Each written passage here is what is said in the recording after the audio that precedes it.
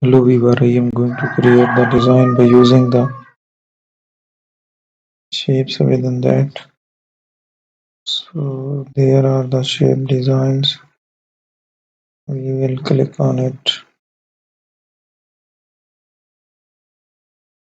So now fill up with the paint bucket and remove the whole area we have generated.